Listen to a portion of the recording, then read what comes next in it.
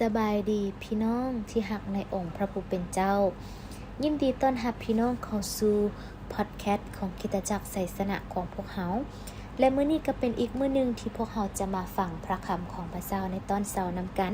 ข้าพเจ้าจะมาแบ่งปันพระคำ1โครินธ์บทที่11ข้อที่1ถึงข้อที่16ได้ทรงกล่าวไว้ว่าเจ้าทั้งหลายจงปฏิบัติตามแบบอย่างของเฮาเหมือนเฮาปฏิบัติตามแบบอย่างของพระคริสต์เฮาซุมเสยเจ้าทั้งหลายเพราะพวกเจ้าระลึกถึงเฮาในทุกสิ่งและถือรักษาข้อความที่สืบมานั้นซึ่งเฮามอบไว้แก่เจ้าทั้งหลายแล้วแต่เฮาอยากให้พวกเจ้าเข้าใจว่าพระคริสต์ทรงเป็นประมุขของผู้ชายทุกคนผัวเป็นประมุขเมียของตนและประมุขของพระคริสต์คือพระเจ้าดังนั้นชายคนใดที่กำลังภาวนาอธิษฐานหรือประกาศพระคำในที่สุมชนโดยมีผ้าปกหัวของตนก็เฮ็ดให้เสียเกียรติแก่ประมุขของตนและหญิงคนใดที่ภาวนาอธิษฐานหรือประกาศพระคำในที่สุมชนโดยบ่มีผ้าปกหัวของตนก็เฮ็ดให้พวกของตนเสียเกียรติการที่นางกระทำเช่นนั้นก็บ่ต่างหยังกับแม่หญิงที่แท้หัวถ้าแม่หญิงบ่ปกหัวของตนนางก็ควรตัดผมของตนเสียแต่ถ้าแม่หญิงแท้หัวหรือตัดผมของนางเป็นการเสียเกียรติแก่ตนนางก็ควรปกหัวของตนจงให้นางเอาผ้าปกหัวเสียผู้ชายบ่จำเป็นต้องปกหัวของตนเพราะผู้ชายเป็นแบบลักษณะของพระเกียรติยศของพระเจ้าแต่แม่หญิงนั้นเป็นเกียรติยศของผู้ชายด้วยว่าพระเจ้าบ่ได้สร้างผู้ชายมาจากแม่หญิงแต่พระองค์ได้สร้างแม่หญิงมาจากผู้ชายและพระองค์ก็บ่ได้สร้างผู้ชายไว้สำหรับแม่หญิงแต่ได้สร้างแม่หญิงไว้สำหรับผู้ชายเพราะเหตุนี้เพื่อเห็นแก่พวกเทวดาแม่หญิงจึงควรมีผ้าปกหัวของตนเพื่อแสดงว่านางอยู่ใต้สิทธิอำนาจผัวของตนถึงอย่างใดก็ตามในองค์พระผู้เป็นเจ้าแล้วแม่หญิงต้องเพิ่งผู้ชายและผู้ชายก็ต้องเพิ่งแม่หญิงด้วยว่าแม่หญิงนั้นได้ถูกสร้างมาจากผู้ชายฉันใดต่อมาผู้ชายก็เกิดมาจากแม่หญิงฉันนั้นแต่ทุกๆสิ่งที่มีอยู่ก็มาจากพระเจ้าฝ่ายพวกเจ้าจงพิจารณาเอาเองว่าการที่แม่หญิงภาวนาอธิษฐานต่อพระเจ้าในที่สุมชนโดยบ่มีผ้าปกหัวนั้นเป็นการสมควรหรือบ่ธรรมชาติเองก็สอนพวกเฮาว่าการที่ผู้ชายไว้ผมยาวนั่นก็เป็นที่อับอายแต่การที่แม่หญิงไว้ผมยาวนั่นก็เป็นสิ่งจบงามแก่ตนด้วยว่าพระเจ้าได้ให้นางมีผมยาวที่ใส่เป็นผ้าปกหัวแล้วแต่ถ้าผู้ใดอยากทกเถียงเกี่ยวกับเรื่องนี้พวกเฮาและคริสตจักรของพระเจ้าบ่ฮับเอาธรรมเนียมเถียงกันอย่างนั้นอันนี้คือพระคำของพระเจ้าและในมื้อนี้พวกเฮาก็อยู่ในหัวข้อที่ว่ายอมจำนนต่ออำนาจสูงสุดของพระเจ้าพี่น้องในพระคำที่พวกเฮาได้อ่านไปแล้วนั้นเฮาจะเห็นว่าอาจารย์ปูโลกำลังสอนพี่น้องเรื่องการนมัสการและการประพฤติให้เหมาะสมโดยเฮาจะเห็นว่าอาจารย์ปูโลได้เน้นเกี่ยวกับบทบาทชายและหญิงที่สะท้อนถึงการถวายเกียรติแด่พระเจ้าและพระเจ้าเป็นผู้มีสิทธิอำนาจสูงสุดและถ้าพี่น้องได้อ่านข้อที่1พี่น้องก็จะเห็นว่าอาจารย์โปโลได้เว้าให้ผู้ที่เชื่อบ่ให้พวกเขาได้เรียนแบบเอาแบบอย่างของอาจารย์โปโลแต่ได้ให้พวกเขาได้เรียนรู้และเรียนเอาแบบอย่างในชีวิตของพระคริสต์นั่นเองฉะนั้นชีวิตของคริสเตียนบ่เป็นเพียงแต่ว่าเฮาเชื่อพระเยซูแต่มันเป็นการที่เฮาดำเนินชีวิตของพวกเฮาให้คนอื่นได้เห็นพระเยซูคริสต์ผ่านทางชีวิตของพวกเฮาคนในครอบครัวเห็นพระคริสต์ผ่านชีวิตของเฮาแล้วหรือบ่เพื่อนร่วมงานของเฮาได้เห็นความฮักและความท่อมใจผ่านทางชีวิตของเฮาหรือบ่และอยู่ในข้อที่2เฮาจะเห็นว่าอาจารย์โปโลได้สมเสยพี่น้องผู้ที่เชื่ออยู่ในเมืองโกรินโธหรือว่าชาวโกรินโธที่พวกเขายังสืบต่อที่รักษาในสิ่งที่อาจารย์ปูโลได้สั่งสอนได้มอบไว้ให้กับพวกเขานั่นเองพวกเขายังคงสืบต่อที่จะรักษามันไว้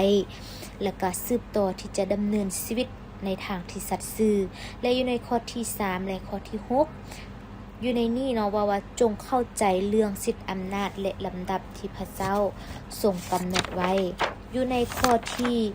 3อาจารย์ปูโลเว้าถึงความสัมพันธ์ระหว่างพระคริสต์และก็ผู้ชายและก็แม่หญิงพระคริสต์ควรมีสิทธิอำนาจเหนือกว่าชายและหญิงในที่นี้บ่ได้เว้าว่าผู้ชายมีสิทธิอำนาจหรือว่ามีคุณค่าหรือว่าสูงกว่าผู้หญิงเพราะว่าอยู่ในพระคำของพระเจ้าได้กล่าวว่าชายและหญิงถูกสร้างตามลักษณะของพระเจ้าแต่อาจารย์โปโลกำลังสอนถึงการรับผิดชอบและการวางตัวที่เหมาะสมในคริสตจักรและในการนมัสการฉะนั้นในสมัยตะกี้การที่ปกหัวของตนหรือว่าบ่ได้ปกหัวนั้นมันมีความหมายทางสังคมและมันเป็นวัฒนธรรมของผู้คนที่เชื่อในสมัยตะกี้นั่นเองเราจะมาเบิ่งอยู่ในข้อที่7แล้วก็ข้อที่12ผู้ชายและผู้หญิงต่างก็ต้องพึ่งพากันในองค์พระผู้เป็นเจ้าอยู่ในข้อที่11ว่าถึงอย่างใดก็ตามในองค์พระผู้เป็นเจ้าแล้วแม่หญิงต้องพึ่งผู้ชายและผู้ชายก็ต้องพึ่งแม่หญิงอยู่ในนี้เราจะเห็นเนาะมันเป็นหัวใจสำคัญของพระคำของพระเจ้าเช่นเดียวกันว่าพวกเราล้วนแล้วแต่ต้องการซึ่งกันและกันคือกันกับที่เราต้องการพระเยซูคริสต์ในชีวิตของพวกเราเพราะว่าพระเยซูคริสต์ทรงเป็นพระประมุขในชีวิตของพวกเราทรงเป็นผู้ที่มีสิทธิอำนาจสูงสุดในชีวิตของพวกเราและอยู่ในข้อที่12เราจะเห็นว่าด้วยว่าแม่หญิงนั้นได้ถูกสร้างมาจากผู้ชายสันใดต่อมาผู้ชายก็เกิดมาจากแม่หญิงสันนั้นแต่ทุกๆสิ่งที่มีอยู่ก็มาจากพระเจ้าอันนี้คืออยู่ในข้อที่12เราจะเห็นว่าบ่ว่าจะเป็นผู้หญิงหรือผู้ชายก็แล้วแต่พวกเรามีความแตกต่างกันทางด้านบทบาทและก็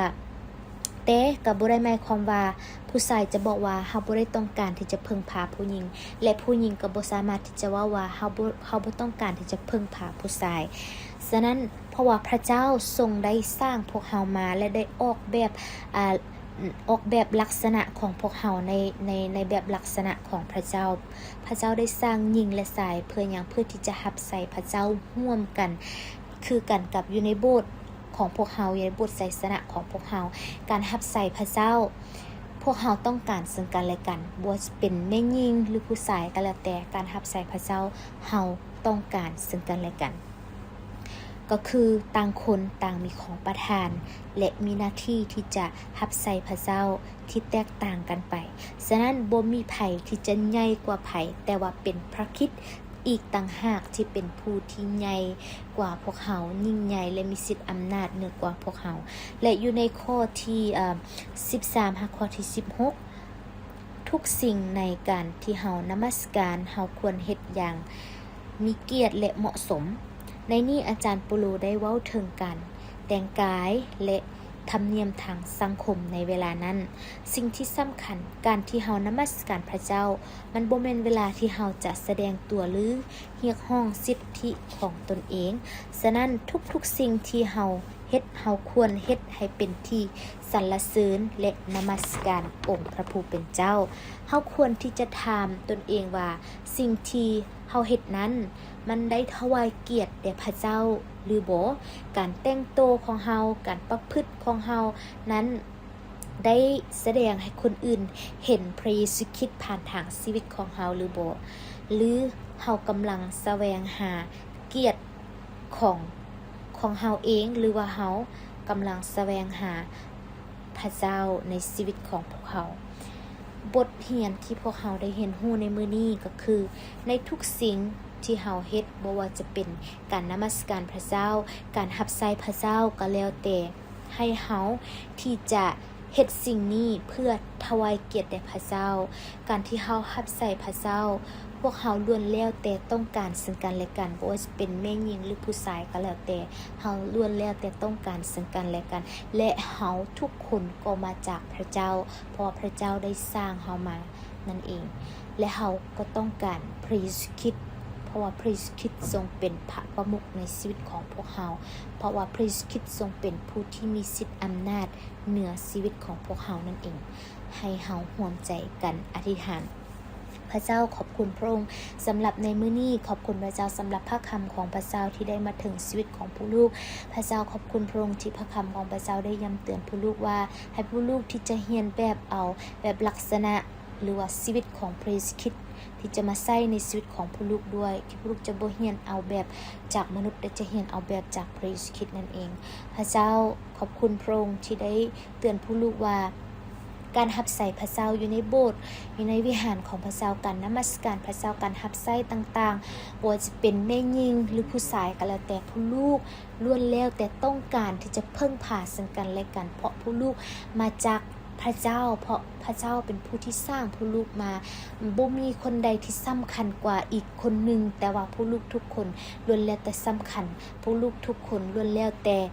มีคุณค่าในสายตาขององค์พระผู้เป็นเจ้าด้วยพระเจ้าและขอบคุณพระองค์ที่พระเจ้าทรงเตือนผู้ลูกว่าผู้ลูกนั้นต้องการพระเยซูคริสต์ในชีวิตด้วยอธิษฐานในพระนามขององค์พระเยซูคริสต์เจ้าเอเมนขอพระเจ้าที่จะอวยพรพี่น้องทุกๆคน